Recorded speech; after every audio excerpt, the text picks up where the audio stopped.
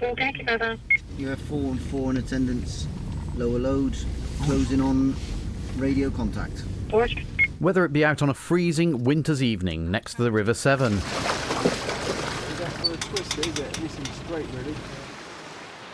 or training on a river weir on a similarly temperatured Sunday morning, the volunteer members of Severn Area Rescue's water rescue team based at Tewkesbury are a unique bunch. Phil Ryan, Station Commander at Tewkesbury Fire Station. We're known as the Gloucestershire Water Rescue Centre. One side is GFRS, Gloucestershire Fire and Rescue Service, and the other part is SARA. Our chief, just about 14 months ago, heard that SARA needed a new base. He approached them and asked if they would like to base themselves at Tewkesbury Fire Station. Then I was made aware of it, and we've come on leaps and bounds since. So what facilities have you got here at Tewkesbury Fire Station, and why are they here at Tewkesbury Fire Station? Fireside, we've got 2 firefighting appliances and a rescue boat.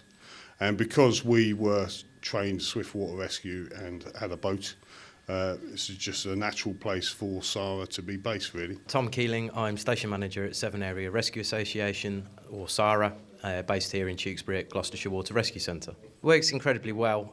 Firstly, the centre was set up to exploit our joint training, to allow us to share equipment, to allow us to share operations and basically work together. So what do you bring to this setup then?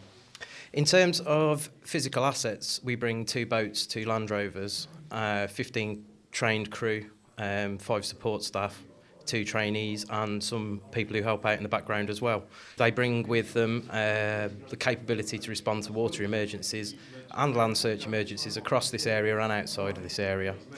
We work in harmony with the fire brigade, and together the resources we provide can only be for the benefit of the wider community. BBC Radio Gloucestershire. And in November 2012 the team proved its worth. Morning. Yeah, sorry if it's a bit noisy here. That's the sound of a tractor and of a boat being launched at the same time. You've joined us just as that's happening, actually. The fire crew turned up about 10 minutes ago. They've just got everything ready, and they are, as I talk to you right now, driving their car into the flood water, which has covered Sandhurst Lane, followed by a tractor, which you can hear chugging past me right now. And what they're doing is they've got a couple of people dressed in life jackets walking down into Sandhurst Lane, which is about probably 6 metres across, completely flooded, but not terribly deep. So these guys are walking down with a yellow pole in each hand, and they're just tapping it in front of them just to check to see how deep it is before they take each step forward.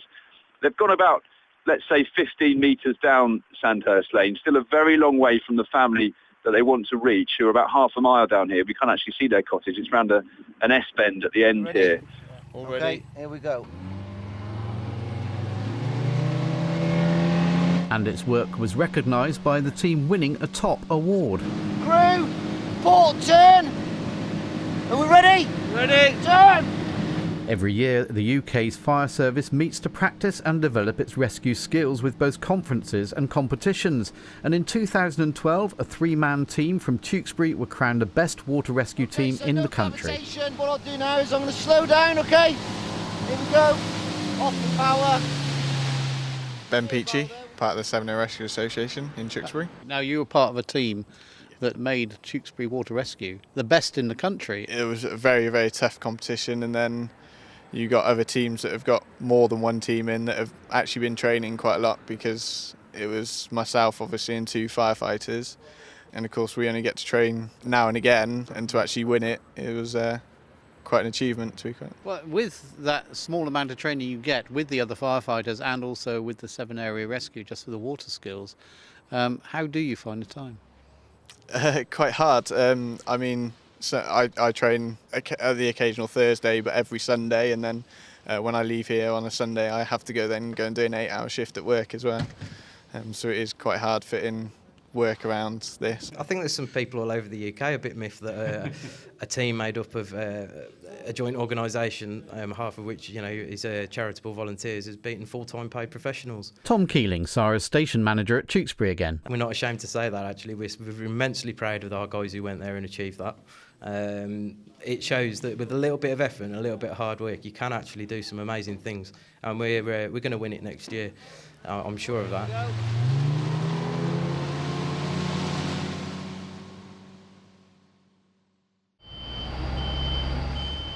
On Friday the 13th of May, the BBC bus pulled into Gateshead Heritage at St Mary's on the banks of the Tyne. Its mission was to let people know about Doomsday Reloaded, a project which is aimed at updating an ambitious venture which took place in the 1980s called Doomsday. BBC Outreach Manager John Offord explains what it was and how the information it gained then became a victim of its own ambition and technology. Doomsday, the project back in 1986, was a fantastic idea, probably ahead of its time, to be honest, where the BBC worked with local volunteers and primary schools and local history groups to find out what it was like to live in Great Britain in 1986. The problem was the laser discs that all this information was put on became obsolete very, very fast, and something the BBC didn't foresee happening. Obviously technology was changing at a fast pace back in the 80s, so no one could see all the work that we did and all the archive material that we gathered from around the UK. And 25 years later we're finally putting that right, and what we're doing on the bus here today is asking people to update their entries and to go and re-photograph some of the original photos, and also write about life now in your local area now in 2011. Well, one person who did just that is Gillian Coulthard from Walkerville in Gateshead. She came onto the BBC bus to update her contribution that she'd made in 1986. I think I did it through Blue Peter, and I wrote about the local school and how life was there. I wrote about the head teacher and what he wanted for the future, which I'm pleased to say actually happened, and just what it was like to be a teenager in Walkerville or Walkergate at the time. And what was it like? Quiet. It was just a normal suburban upbringing. The school was a very large part of our life. I could see it from my bedroom window every morning. I went there, and it was just the main focal point of our community. What changes have you seen? Well, the school that was there in 1986 is no longer there. One of the things that the head teacher at the time wanted was to get rid of the outdoor lavatories and the prefabs, which I'm pleased to say has been done, and there's now a whole state-of-the-art beautiful school.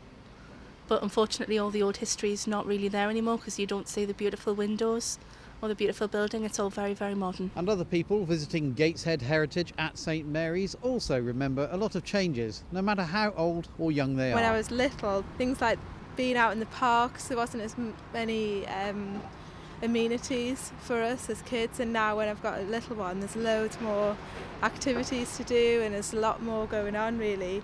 And the quayside, when I was in my 20s, that was always a place to go out, and I'm sure that wasn't around in the early 80s. We're a lot more better off now, and my mum made a comment when we decorated my son's nursery that basically he had everything, and when we were growing up we just had to get things from friends and other family members.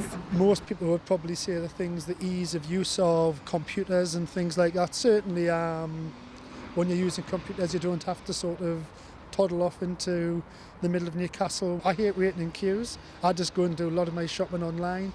Things like that. Going to the City Hall and seeing a group. I don't have to queue around the City Hall sort of and sleep overnight to go and see a band. And of course, since 1986, our venue here on the banks of the Tyne, next to the famous Tyne Bridge, has also undergone quite a few changes. Well, my name's Peter Bladen. I'm a volunteer tour guide at Gateshead Heritage at St Mary's, to give it its full title. 1986, it had just been partially restored after a fire in 1983 and an earlier one in 1979. Phillips, as an auction house, took it over in 1990 and had it for 10 years. Then the council used it as a tourist information centre, and in 2004 they started making plans to turn it into what it is now, Gateshead Heritage Centre at St Mary's. And to me that was a stroke of genius. Anyone can take part in the BBC Doomsday Reloaded project. All you do is log on to bbc.co.uk/doomsday, put in your postcode and look at the information there. And if you like, follow the instructions on how to update the info if you so desire.